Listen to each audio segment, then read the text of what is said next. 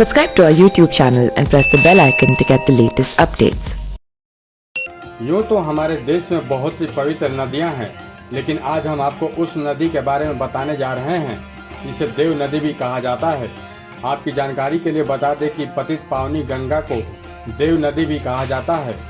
दरअसल शास्त्रों के अनुसार गंगा स्वर्गलोक से ही धरती पर आई थी और यही वजह है कि इसे देव नदी भी कहा जाता है।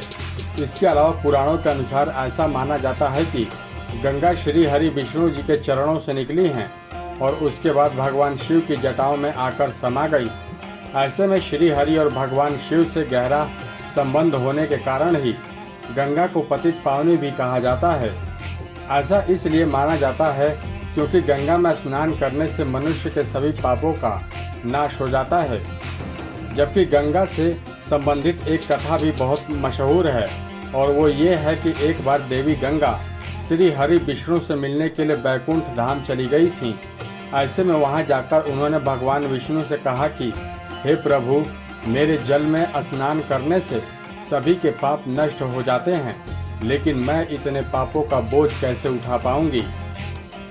आगे उन्होंने कहा कि मुझ में जो पाप समाएंगे उनका अंत मैं कैसे करूंगी।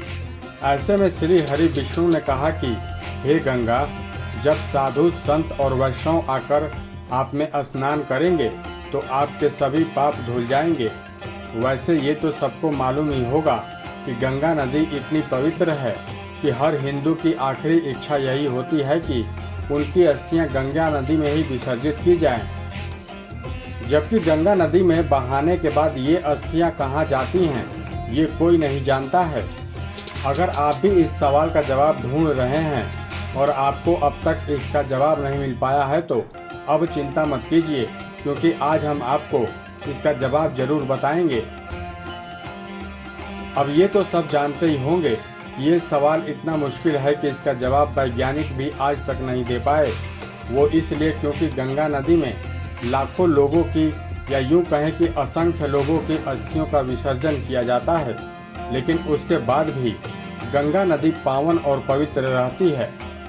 आपको जानकर ताज्जुब होगा कि संसार तक खोज करने के बाद भी इस सवाल का जवाब नहीं मिल पाया है।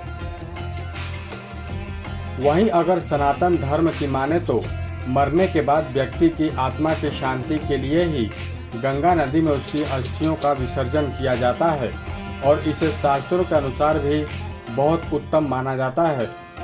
अब यहाँ सवाल ये उठता है कि गंगा नदी में विसर्जित होने के बाद ये अस्थियाँ आखिर जाती कहाँ हैं।